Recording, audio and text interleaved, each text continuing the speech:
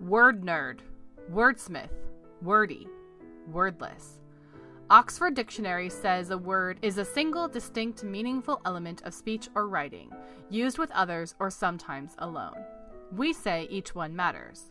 No extra words is literature, minimalist style. And we're getting you right to the story. Perfect Strangers by Connie Armstrong.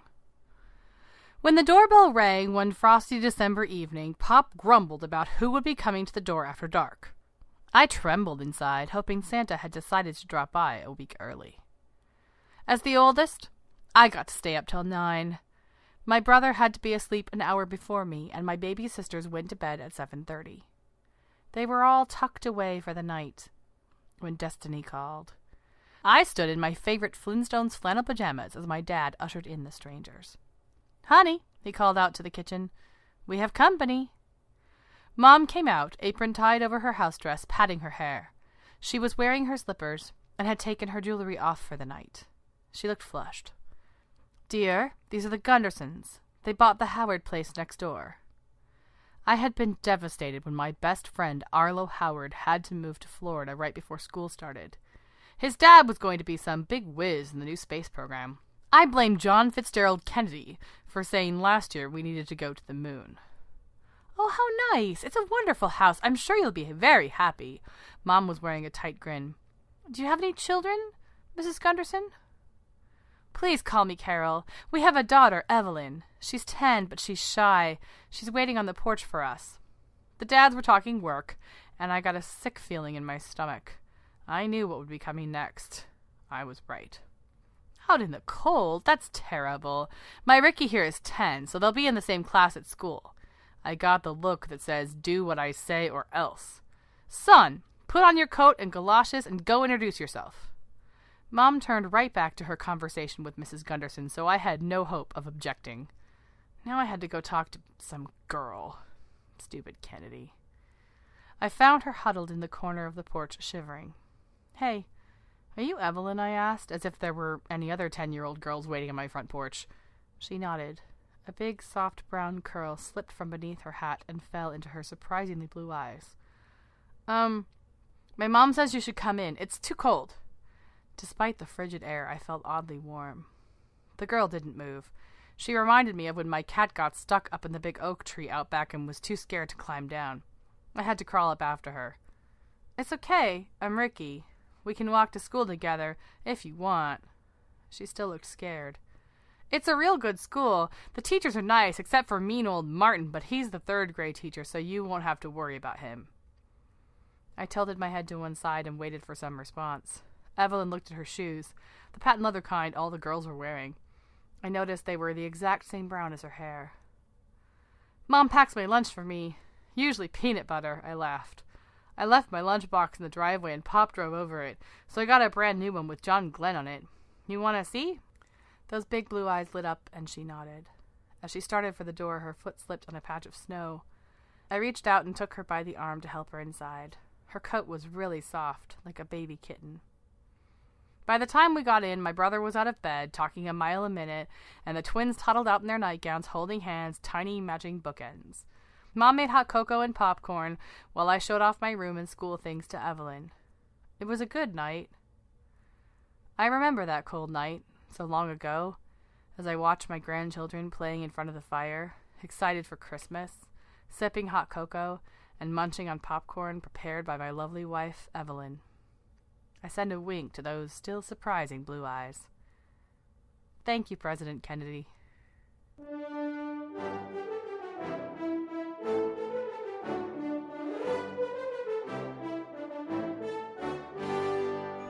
Hello there. Welcome to No Extra Words, the Flash Fiction podcast. My name is Chris Baker-Dersch. I'm your producer and editor. Happy Advent. Happy Christmas season. Happy whatever this time of year means to you and to yours around you. Last year on the show, we debuted a special 4-part series, a serialized piece of fiction about Christmas. And this year, we are going to rerun that content. The fun part is we get to rerun something we've done before, and we also get to mesh it up with brand new short stories that you've never heard, including Perfect Strangers by Connie Armstrong, which was the perfect way to kick off the holiday season here at No Extra Words. Serialized fiction has a long, glorious history. A lot of authors that you know and have heard of, 19th century authors, got their start this way, because it was very common in newspapers and magazines to publish fiction in serial. So you'd get a chapter each week, each installment. It still exists. It's still out there. There's a literature site called Chanillo.com, CHANNILLO.com. They're a previous sponsor of the show. They helped us out earlier this year. They do serialized fiction. So you can subscribe to their service, and depending on your level of subscription, you can be subscribed to a certain number of series, which authors put out weekly or monthly or sporadically. So they do it that way. And this piece of serialized fiction that you are going to hear is something that I wrote that started as a children's book. The idea was this was going to be a children's book about Christmas, and somehow morphed into this 4-part series that is set at the North Pole and is meant to be this whimsical Christmassy story. I'm not going to spoil it for you by telling you all about it. We did run it last year, and to freshen it up this year, we are running it, like I say, alongside brand new content. So for the next 4 episodes, including this one, you're going to hear an installment of A Christmas Serial and some new short story that goes alongside it that may or may not be holiday season themed. So I hope you'll stick around for that. These are a little bit longer than what we're traditionally used to, but thought they might be background present wrapping sort of stories. And I want to make a quick note of musical credits for these special episodes. Our theme music, as always, is Aria Variata. I really hope I'm saying that right. That is a Bach piece played for you by Brandon Kinsella. It is in the public domain and comes to you courtesy of the Free Music Archive. For this special Christmas series, we're also throwing in We Wish You a Merry Christmas, which is played by the U.S. Marine Corps Band. It is also in the public domain, and it also comes to you courtesy of the Free Music Archive. And now, without further ado, it's my privilege to present Part 1 of A Christmas Serial, Making the List.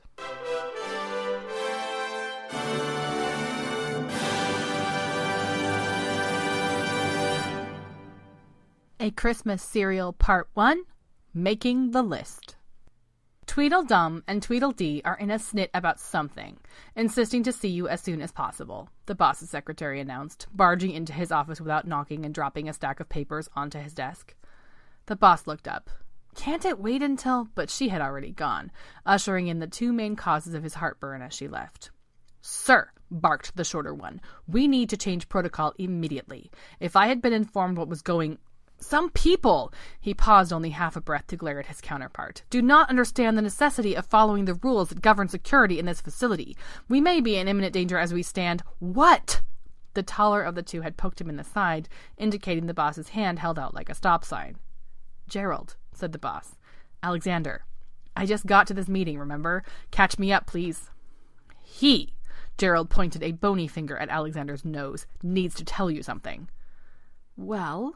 Alexander stared at his toes.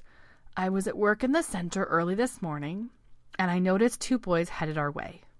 They were in trouble. They had stolen their mother's car and were coming to see us. It was snowing, the roads were treacherous, they were lost, and I was afraid they were going to drive off the road. I helped them. I'm sure I don't know what you were thinking. Gerald sniffed. Were you thinking? I'm going to have quite a morning cleaning this up. I suppose, he looked pointedly at his boss, that this is the sort of factory you want to run? Alexander, said the boss. I'm sorry, sir. You don't have to call me sir. You know interfering isn't safe. Yes, sir. Sorry, sir. Alexander bit his lip. Sorry! Easy to say that now you're sorry. We have protocol. We have plans. Gerald, the boss interrupted. What is your job title? Gerald drew himself up to his full height of 4'10". Director of Security and Communications? You might consider calling me sir. Gerald gaped. I run a staff of... Wonderful. Am I on it? Long pause. Of course not, sir. Is Alexander? He is a peer, certainly, but not directly. That's settled. Alexander has admitted his error, and thus far there has been no damage. We can sort out the rest of the details at the 10 o'clock staff meeting. The rest should be between him and... But, sir, Alexander's voice was panicky. I don't think you understand what... we have to prepare for... I didn't know quite how to... Gerald turned to him slowly. What did you do? Alexander looked back at the floor. I cleared a road for them. The office was silent for about 17 seconds before Gerald exploded. You did what? The boss pressed a button on his desk. His secretary bustled back in with her notepad. Ready for dictation, sir? She glared at Alexander and Gerald. We're going to have to skip dictation just now, Gwen. In a few moments, a car is going to come into town from the south. I need to make sure it stops at the barn and parks. Call Maury down in animal care. He can help you. There should be 2 boys in the car. Have them brought around to my private entrance as soon as possible. I also need a plate of cookies, 4 cocos, and see if you can find me a cup of coffee. A car, sir? Gwen remained expressionless, but her voice quavered slightly. Yes, but let's please not alert the whole town. Hurry, or they will end up at the high school. She fled. For the next several minutes, no one said a word. After what felt like hours, there was a knock at the back door. The boss opened it. Morning, Maury. How's my team today? They'll be ready, sir. Good. Come on in, you 2. The boss ushered in 2 boys, one about 8 years old and the other several years older. He glanced at Alexander. Adam and Kevin, Alexander squeaked. Kevin is the big one. The boys sat down, looking suspicious, but when they saw the cookies Gwen had brought, they dove right in. Now, said the boss, looking grave but with a twinkle in his eye, you know where you are, don't you? Adam looked up at him and grinned. You're Santa Claus, aren't you? He stuck his tongue out at his brother. See? I told ya. Santa laughed. I'm him. And this is Gerald. Gerald avoided eye contact with the invaders. And that over there is Alexander. Alexander waved half-heartedly. The 2 of them are the heads of the main factory departments. Adam's eyes widened. Elves? Santa nodded. Cool, breathed Adam. Kevin did not look impressed. Adam, said Santa, you shouldn't have come here. It wasn't safe. You know that, don't you? Adam chewed his lower lip. Are you mad? He whispered. I'm disappointed. I wanted him, Adam jerked a thumb at his older brother, to believe. Ever since we moved to Centerville, everybody's been so serious all the time. I wanted to do something fun. Did you want your parents to worry about you? Santa asked. Do you think they're going to be happy when they find out that you've run away? That's not a very nice Christmas present. Adam hung his head. I guess not. He hesitated. Am I going to be on the list? Santa's brow furrowed. The list? You know. Adam leaned in closer. The naughty list. Dude. Kevin rolled his eyes at his brother. You are so gullible, you know that? Do you boys like raspberry pancakes? Asked Santa, changing the subject. Huh? Asked Kevin. My wife makes the best raspberry pancakes I've ever tasted. Don't know how she does it with frozen fruit. Of course, frozen fruit is all we get around here. It isn't really a good idea for you boys to be wandering around by yourselves up here. He looked directly at Kevin. After all, I think Kevin knows there have already been enough bad decisions for one day. Don't you, Kevin? He emphasized each word. Kevin nodded glumly. And no matter what craziness is happening here, you don't want me to call your mother, do you? Kevin shook his head. So if you 2 have breakfast at my house, behave yourselves and stay there until I come get you, I will see what I can do about getting you home and keeping you off the list. You'll play along, won't you? Kevin would be unlikely to believe any story involving Santa, but Santa needed him to cooperate. Kevin nodded. He needed Santa, too. Excellent. Santa turned to Alexander. Knock on the side door. Karen should be home. Just tell her I'll be over when I can. Be back over for the 10 o'clock briefing, and in the meantime, not one toe in the Naughty and Nice Center. Are we clear? Yes, sir. As Alexander ran from the room with the boys, Gwen came in with more coffee and more paperwork. Gerald, you know I'm trusting you, said Santa. You too, Gwen. She turned to him, folder in hand, fingers drumming impatiently. I trust that no one in town knows these boys are here, and furthermore that no one will know. Gerald, slumped into a chair, arms across his chest, harumphed. Gwen glanced at the door nervously, then nodded. Santa was satisfied. Briefing at 10, he said, and with that they cleared out of his office. Mrs. Claus, who asked Adam and Kevin to call her Karen, was indeed a good cook, and her raspberry pancakes were better than advertised. She wasn't a little old lady with white hair and glasses like Adam had pictured. She was actually a little bit like Grandma Erin, complete with short hair and trendy snow boots. She suggested a nap after breakfast, and Kevin agreed immediately. Maybe it was the North Pole, and maybe it was a dream or a hoax, but the food was good, and Kevin always liked a nap. Adam wasn't tired. He begged to be allowed to go outside and explore. Karen was reluctant. Santa has meetings most of the morning, and I know he'll want to talk to you before you go anywhere, she said. If you really can't stay indoors, you can go out to the barn. Mari already knows you're here, so there's no harm in going down there and meeting the reindeer. Mind you stay out of the way and don't leave the barn, she called to his disappearing back, but all Adam really heard was meet the reindeer. The barn was spotless. Reindeer were in short-walled pens with clean dirt floors. Each had a bright green bucket of water and a bright red one filled with food. Reindeer pens lined the walls of the large room, and parked in the open spot in the center was Adam's mother's Volkswagen. An elf was struggling with a hay cart on one side of the barn. He muttered something in a language Adam didn't understand as it tipped precariously towards the hindquarters of a nearby reindeer. Adam ran to help. Together, he and the elf righted the hay cart, its front wheel narrowly missing Adam's right foot. "Thanks," said the elf. "I didn't want to hurt him. Sometimes I talk to them in French. It's soothing, you know.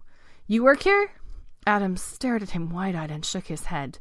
"Do you?" he asked. "Not full-time, but this time of year they hire some of us college kids to work as interns.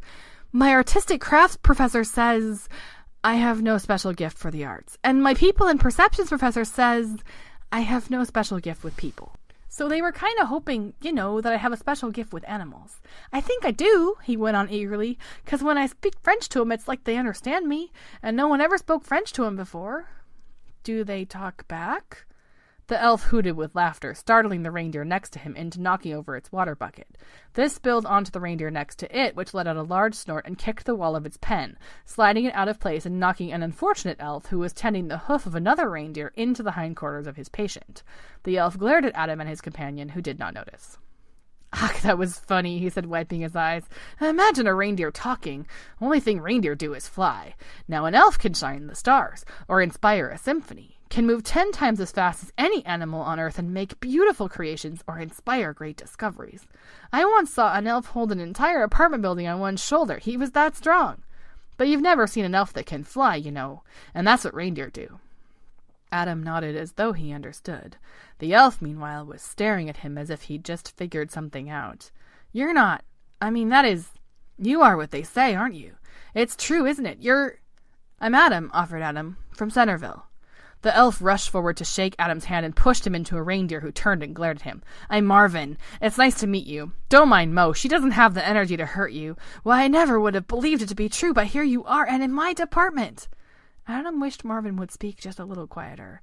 Karen hadn't been too sure about letting him leave the house, and he was pretty sure no one was supposed to know he was here, although he didn't know why. "Maybe you shouldn't tell anyone," he said, looking around for more elves. "Of course not," Marvin babbled a little in French. "We'll just walk around like normal, I can introduce you to the reindeer." He turned hurriedly and bumped into a pen wall which burst open. "Can you?" asked Adam. "Ah, sure. That there is Zeus." He indicated the large and rather grumpy-looking reindeer whose meal he had just interrupted. "He led last year's Christmas Eve team, a huge honor. Next to him is Hercules, his biggest competition this year. Mari hasn't made the final call yet, The 2 little ones over there are Crash and Burn, brothers who fight like you wouldn't believe. We used to keep Raspberry between them. She's the pretty reddish one over there, but they fought something terrible over her.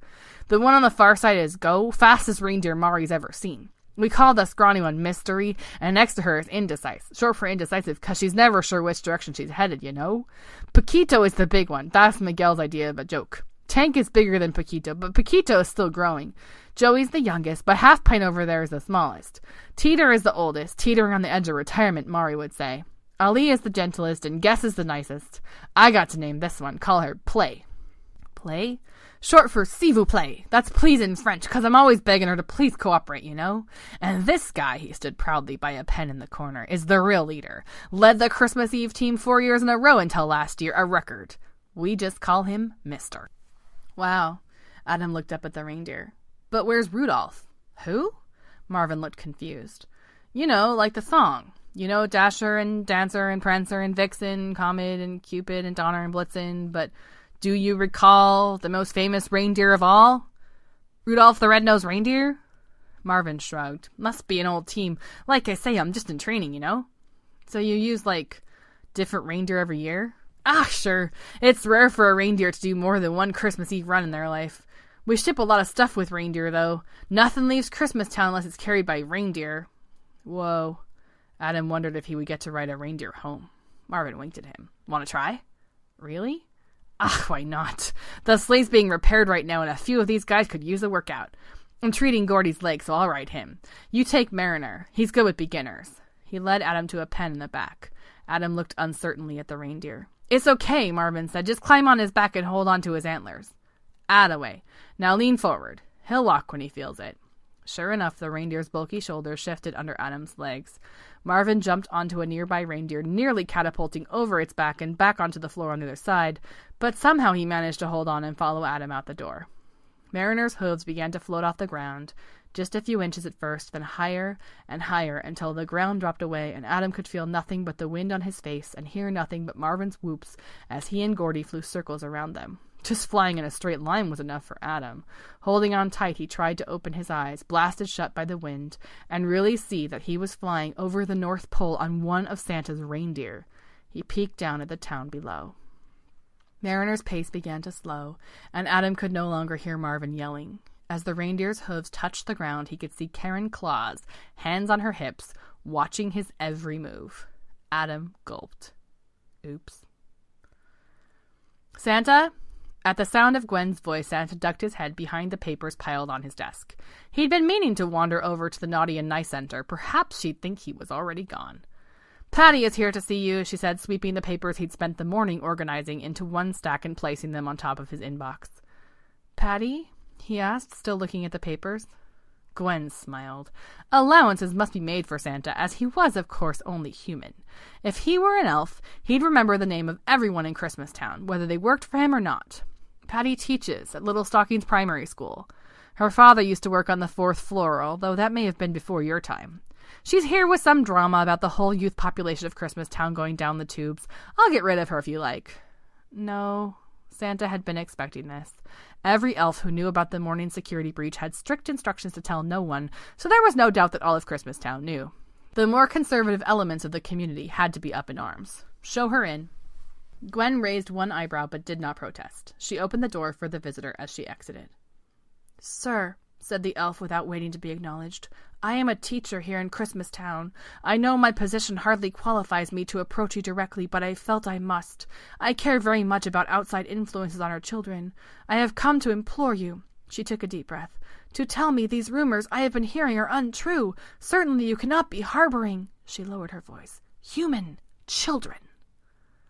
Patty, said Santa gently, I am sure you understand that I am not in a position to confirm or deny rumors related to security. Gerald is our Director of Security and Communications, and his office is just around the corner. I'm certain he can answer any questions. You mean it's true? Patty was distraught. Dear heavens, I did not actually believe it. Sir, with all due respect, do you have any idea what you are doing? Santa raised his hand in what had become a familiar gesture that morning, but there was no stopping Patty. Sir, since the beginning of time, the safety and security of the elfin community and the work that we do has required an absolute and essential separation between our world and theirs. This is the very first lesson young elves learn. When we began interfering with their Christmas holiday, there were many right-thinking elves who believed that there would be chaos, and that breaking the magical wall that separates us from them would lead to our demise. They were not listened to, of course, and now we see what happens. She trailed off, unwilling or unable to speculate about what happens. Patty, I appreciate you coming by today, said Santa. As I've said, I'm not in a position to talk about anything that may or may not be happening with regard to our security. Gerald manages that department, and his office also monitors how Christmastown elves are portrayed in human media. If you have further questions, you should talk to— No, sir, Patty shook her head. With all due respect, we are not finished. I have not yet told you what I came here to say. I need you to listen, sir, and I beg of you to understand me. I do not know what is happening, but if what I am hearing is true, we are in grave danger. I and the other citizens of Christmastown will not allow this situation to endanger our children and our community. If all ties must be severed between the elfin and human worlds, then severed they will be. If the traditions of Santa Claus and Christmas are creating problems with our security, then those traditions may be considered as of this moment ended. I came here today to warn you that if it is a question of our security versus your role as Santa, we will stand against you. I beg of you to consider, sir, what happens to all of us if this becomes a standoff. It is not something I wish to see. She was gone before Santa could think of a response. Outside his office door, he could hear her asking for the Director of Security and Communications. He let out a low whistle. Suspicion and fear he had expected, but this was a whole different thing. If Patty was correct about the feelings of a certain group of Christmastown elves, it seemed the whole future of Christmas could rest squarely on Gerald's shoulders. This was not a confidence-inspiring thought. Coming up next week on A Christmas Serial. After his high-flying reindeer adventure, Adam should know better than to wander around Christmastown. But he ends up center stage again, and he and Kevin are about to get a babysitter, someone who is none too happy about it. Will the elves ever recover from being invaded by human children? Tune in next week for the second installment of A Christmas Serial here on the No Extra Words podcast.